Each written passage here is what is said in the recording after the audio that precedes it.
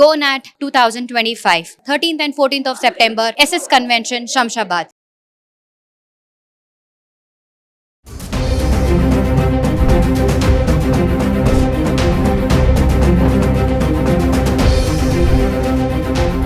నమస్తే, welcome back to Suman TV. Present మనతో పాటు ఉన్నారు consumers affairs committee chairman Mandari Krishna Reddy గారు. నమస్తే సార్. నమస్తే మేడం. సార్, బంగారం ధరలు చూస్తే మరి 1,10,000 దాటేసింది. మరి ముందేమో దివాళీ ఉంది, దసరా వస్తుంది. మరి చాలా మంది ఏమంటున్నారంటే అప్పటికల్లా ఏమైనా తగ్గే ఛాన్సెస్ ఉంటాయని చెప్తున్నారు. చూస్తే అసలు ఆల్ టైమ్ హై రికార్డ్ అనమాట. గతంలో కూడా ఎప్పుడు ఇంతలా పెరగలేదంట ఒకేసారి. మరి పండగ సీజన్కి ఏమైనా తగ్గే ఛాన్సెస్ ఉన్నాయా అంటే ఏం చెప్తారు సార్? భారతదేశంలో గోల్డ్ ధర ఇవాళ ఇంత ముందు ఎప్పుడు కూడా 1,10,000కు రీచ్ కాలేదు. మొదటిసారి రీచ్ అయింది. 1,10,000 పర్ తులం. ఒక తులానికి 10 grams కి 1,10,000 అనేది ఇట్ ఈస్ రికార్డెడ్. ఇంతకన్నా ఇంత ఎప్పుడు రాలేదు. ఇదే ఫస్ట్ టైం వచ్చింది. అందుకే దీన్ని మనం ఆల్ టైమ్ రికార్డ్ అని మనం అంటున్నాం. ఇది రీచ్ అవ్వడం అనేది మంచిగా చెడ్డగా అంటే డెఫినెట్గా ఇది మంచిది కాదని మనం చెప్పాల్సిన పరిస్థితి ఏర్పడుతుంది. కారణం ఏంటంటే భారతదేశంలో ఎక్కువగా బంగారాన్ని వాడతారు. మధ్యతరగతి వాళ్ళు కూడా పెళ్లిలో కనీసం తాలిబొట్టు మిగతా ఏదైనా ముఖ్యమైన విషయాలకు కంపల్సరీగా తాలి తీసుకోవడం అంటే బంగారం తీసుకోవడం ఒక అలవాటుగా అనవాయితీగా ఉంది, సాంప్రదాయంగా ఉంది. పెద్దవాళ్ళు కూడా సహజంగా ఎక్కువ వాడుతుంటారు. కొంతమంది ఎక్కువగా ఆభరణాలు ప్రదర్శించడానికి వాడుకునే వాళ్ళు ఉంటారు. ఇది సాధారణంగా జరుగుతున్న విషయం. ఇప్పుడు వీళ్ళందరూ ఎక్కువ రేటు పెట్టి కొనుక్కోవాల్సిందే, ఒక మార్గం లేదు. కొన్ని గవర్నమెంట్ కన్నా ట్యాక్సెస్ ఏమైనా బాగా వస్తాయంటే అంత గొప్పగా వచ్చేది ఏమీ లేదు దీని మీద, అంతకన్నా ఎక్కువ ఏం రావు. ఇది ప్రపంచ మార్కెట్ మీద ఆధారపడేది కాబట్టి దీని హెచ్చుతగ్గులని మన చేతుల్లో లేవు. 2-3 రకాల కథనాలు చెప్తున్నారు ఎందుకు ఇది పెరిగింది అనడానికి. ఒకటి మామూలుగానే డాలర్ విలువ మీద ఆధారపడి, ప్రపంచ యుద్ధాల మీద ఆధారపడి, స్టాక్ మార్కెట్ల మీద ఆధారపడి ఇది మామూలుగా ఉండేటువంటి విషయం అయితే, ఇంకొక విషయాన్ని ఏం చెప్తున్నారంటే ట్రంప్ తీసుకున్న నిర్ణయాల వల్ల చాలా మార్కెట్లలో సంక్షోభం ఏర్పడింది. కొత్తగా కొన్ని ఇండస్ట్రీస్ అంటే ఉన్న ఇండస్ట్రీస్లో ఎక్కువ పెట్టుబడి పెట్టేదానికన్నా, లేక స్టాక్ మార్కెట్లోకి ఎక్కువగా మనం ఇన్వెస్ట్ చేసేదానికన్నా జాబ్స్ గ్యారంటీ లేకపోవడం వల్ల చాలామంది తాత్కాలికంగా ఈ డబ్బుని ఎక్కడ పెట్టాలి, వాళ్ళ దగ్గర ఉన్న డబ్బుని మరి రేపు పొద్దున మళ్ళీ జాబ్ వచ్చేదాకా లేకపోతే ఏదైనా జీవితంలో ఆదాయం వచ్చేట్లు వనరులు వచ్చేదానికి ఏర్పడేదాకా తాత్కాలికంగా పెట్టుకోవడానికి కూడా గోల్డ్నే ఉపయోగించుకుంటూ గోల్డ్ ఎక్కువగా పర్చేజ్ చేస్తున్నారు అనేది ఒక వాదన. అలాగే భారతదేశంలో కూడా ఇప్పుడు జిఎస్టీ తగ్గడం వల్ల కొంత ఆదాయం పెరిగే అవకాశం ఉంటుంది కంపెనీలకు కానీ మనుషులకు కానీ అన్నిటికీ. దీని ఫలితంగా కూడా వచ్చే డబ్బుని బంగారం మీద పెట్టాలి అనేటువంటి ఒక ఆలోచన ఉన్నట్టుగా పెడుతున్నారు అనేటువంటి ఇంకొక ఆలోచన కూడా ఉంది. ఇలా ఒకేసారి డిమాండ్ ఎక్కువ పెరగడం వల్ల కూడా గోల్డ్ రేటు పెరగడానికి ఒక అవకాశంగా ఏర్పడింది అనేది ఒక వాదన. గోల్డ్తో పాటుగా సిల్వర్ రేటు కూడా పెరుగుతోంది. ఇది బాగా పెరిగి మళ్ళీ 1,50,000 అయిపోయి 2 లక్షల దాకా వస్తుందా అన్న భయాలు ఉన్నాయి. ఇప్పుడు ముఖ్యంగా దీపావళి పండగకి కొనుక్కోవాలా అక్కర్లేదా, ఇప్పుడే కొనాలా దీపావళి పండుగ అప్పుడు కొనాలా, ఇది ఒక పెద్ద ప్రశ్న. అప్పటిదాకా వెయిట్ చేయాలా? ఇప్పుడే కొంటే అప్పుడు తగ్గిందనుకోండి చాలా బాధపడతాం. ఇప్పుడు కొనకపోతే అప్పుడు బాగా పెరిగిందనుకోండి బాధపడతాం. ఇది సందిగ్ధ అవస్థలో ఉన్నారు. వాస్తవంగా దీనికి ఆన్సర్ చెప్పడం కూడా చాలా కష్టం.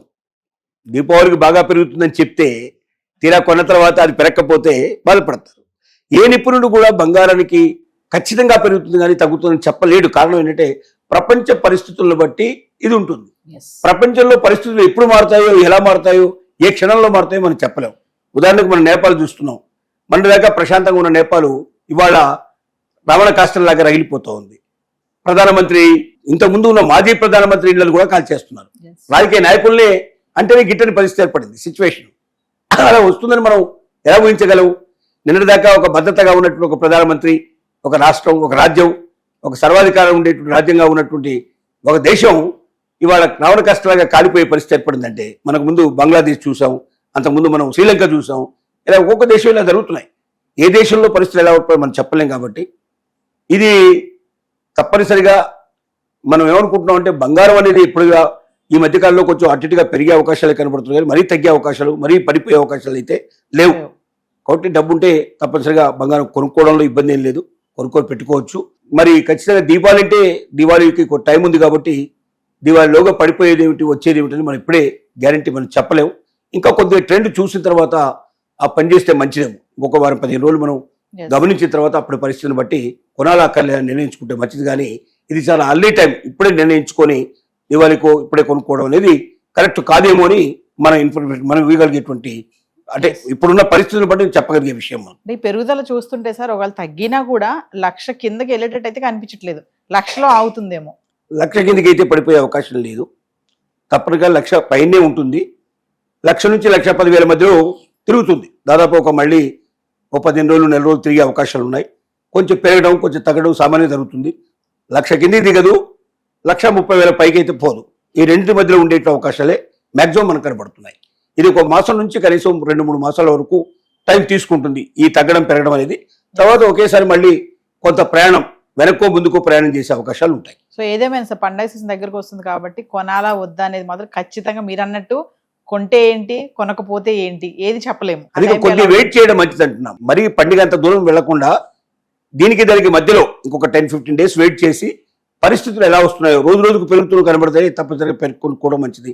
తగ్గుతున్నట్టు కనిపిస్తే కొంచెం వెయిట్ చేస్తే మంచిది అనేది మనం ఇచ్చేటువంటి సలహా. సో గతంలో ఎప్పుడు ఇలా పెరగలేదు కదా సార్ బంగారం, మరి ఇంత ఆల్రెడీ ఢిల్లీలో 1,12,000 నడుస్తుందంట ఆల్రెడీ. అంటే మీరు గతంలో అంటే నేను ఏం చెప్తున్నా, ఎప్పుడో 10,000 20,000 ఉండేట్టు తులానికి ఉండేటువంటి రేటు నుంచి 110 దాకా వచ్చింది కదా. అంటే ఈ మధ్యకాలంలో పెరుగుతూ వచ్చిందే కదా. 110 కదా, అంటే 110 అంతా ఇప్పుడు లేదు. 110 అనేది 1,10,000 అనేది ఇది హైయెస్ట్ గరిష్ట రికార్డ్ అన్నట్టు ఇది. అంటే ఈ రికార్డుకు ఇంతకు మించి ఇంతవరకు ఎప్పుడు లేదు రేటు. ఇదే ఫస్ట్ టైం 1,10,000 వచ్చింది. కాబట్టి గతంలో ఉండే అవకాశం ఎట్లాగూ లేదు. కానీ గతంలో ఈ 5,000, 7,000 రూపాయల డిఫరెన్స్ ఎప్పుడో చాలా సార్లు వచ్చింది. అట్లా 10,000 కూడా డిఫరెన్స్ వచ్చే టైం ఉంది. 10,000 ఒకేసారి పెరిగిన పరిస్థితి కూడా ఉంది. కాబట్టి పెరగడం అనేది సాధ్యమే, కానీ 1,10,000 రీచ్ అవ్వడం అనేది అందరినీ ఆశ్చర్యపరుస్తున్న విషయం. ఇది బహుశా ఆల్ టైం రికార్డుగా ఉంది. కాబట్టి భవిష్యత్తులో ఇంతకన్నా పెరుగుతుందా ఇంతకన్నా తగ్గుతుందా అనేది ప్రపంచ పరిస్థితులను బట్టే ఉంటుంది. వెయిట్ అండ్ సీ అని మాత్రమే మనం చెప్పగలుగుతాం. Thank you.